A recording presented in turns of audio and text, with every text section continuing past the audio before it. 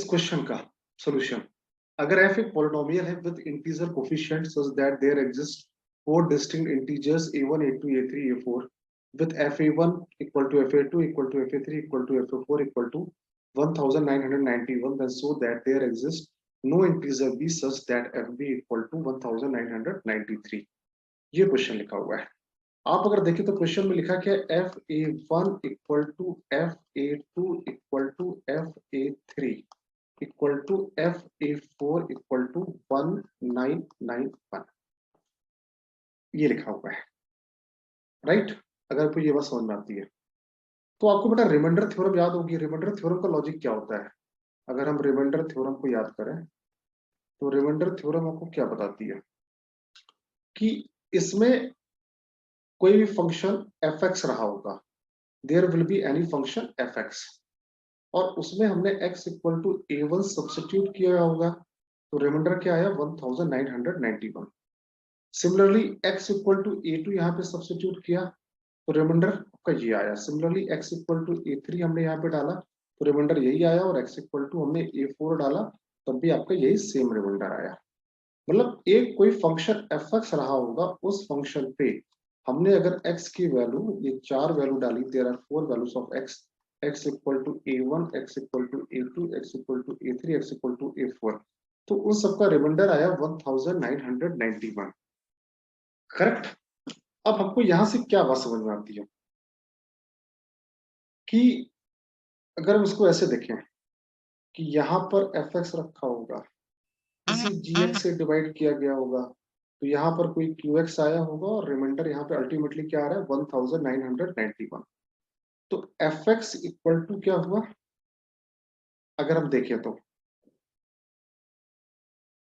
जी x into q x plus 1991, ये हमने general बात लिखी, रिमाइंडर यहाँ पे निकल के आया, और क्यू एक्स इंटू जी एक्स को बोल दिया मैंने कोई एच एक्स बोल दिया, तो एफ एक्स इक्वल टू कितना आ गया एच एक्स प्लस 1991। तो यहां से एच एक्स की वैल्यू क्या आ गई, H X will be F x minus 1991। ये आपका एक एच एक्स फंक्शन निकल के आ गया। आई होप आपको ये सब बातें समझ में आ रही होंगी। अब एच एक्स में हमने क्या किया, अगर x इक्वल टू यहाँ पर a1 डाला, it will be H A one equal to F A one minus 1991, और एफ ए वन की वैल्यू कितनी है यहाँ से 1991, ये जीरो आ गया, एच ए वन की वैल्यू जीरो।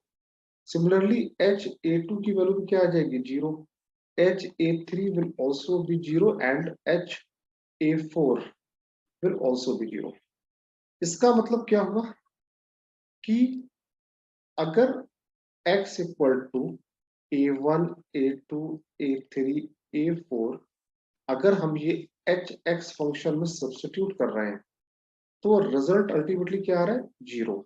इसका मतलब ये हुआ कि H X have roots a1 a2 a3 a4, H X की ये चारों रूट हो गया। आई थिंक क्लियर है। तो H X will have these four as a roots, और अगर एच एक्स के ये चारों रूट्स हैं, अगर एच एक्स के ये चारों रूट्स हैं तो हम लोग एच एक्स को ऐसे लिख सकते हैं, H x equal to X minus A one, X minus A two, X minus A three and X minus A four. I hope clear है सब कुछ, यहाँ तक लॉजिक सबको समझ में आ रहा है कि यहाँ पे मैंने किया क्या। अब बेटा क्वेश्चन में यहाँ पे दिया है, आप अगर अपना क्वेश्चन एक बार फिर देखेंगे जाके तो क्वेश्चन में आपको क्या दिया है, क्वेश्चन में दिया है कि such that F B equal to 1993, F B की वैल्यू क्या होनी चाहिए 1993 होनी चाहिए। राइट, तो एच एक्स की वैल्यू अगर हमने यहाँ पे निकाली है, एच एक्स इक्वल टू आपका ये निकल के आ गया। राइट, अब आपके पास h x equal to f x minus 1991, इसको इक्वेशन नंबर 1 बोल दिया और एच एक्स इक्वल टू ये आपके पास पहले से लिखा हुआ था। तो आपने अगर एच बी डाला तो एच बी इक्वल टू क्या हो जाएगा, एफ बी माइनस 1991। और एफ बी की वैल्यू क्वेश्चन में अगर दी गई है 1993 माइनस 1991, तो ये एफ एच बी की वैल्यू आ गई 2। आई होप क्लियर है। इक्वेशन नंबर 2 बोल दिया। अब इक्वेशन नंबर 1 में बेटा अगर आप देखोगे तो इक्वेशन नंबर 1 में एच बी की वैल्यू क्या आएगी, H minus A one, H B की वैल्यू तो B minus A one, B minus A two, B minus A three, B minus A four. और एच बी की वैल्यू ये आ गई।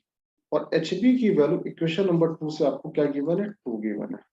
तो it will be B minus A one, B minus A two, B minus A three, B minus A four equal to 2। अब जैसा कि question में दिया गया हुआ है कि a one, a two, a three, a four, b all are integers. अगर ये सारे इंटीजर्स हैं, a one, a two, a three और ए फोर और बी, अगर ये सारे इंटीजर्स हैं तो इनका जो और ये सारे डिस्टिंक्ट इंटीजर्स हैं, डिस्टिंक्ट इंटीजर्स हैं। अगर ये डिस्टिंक्ट इंटीजर्स हैं तो ऑब्वियसली इन सब का मल्टीप्लाई, क्योंकि ये भी एक इंटीजर आएगा, ये भी एक इंटीजर है, ये भी एक इंटीजर है, ये भी इंटीजर है। और चार अलग अलग, 4 अलग अलग इंटीजर्स का मल्टीप्लिकेशन 2 नहीं आ सकता। It is not possible 2। Correct सुना कि चार अलग अलग इंटीजर्स का, चूंकि चारों ये पांचों इंटीजर्स थे, ये पांचों वैल्यू आप यहाँ पे सब्स्टिट्यूट करोगे तो ये 4 नंबर मल्टीप्लाई में आएंगे। और इन चारों का मल्टीप्लिकेशन कभी 2 पॉसिबल नहीं हो सकता क्योंकि चारों डिफरेंट टाइप के इंटीजर्स हैं। तो यहां से रिजल्ट क्या आता है कि there will be no value of B possible, correct, for which F B equal to 1993।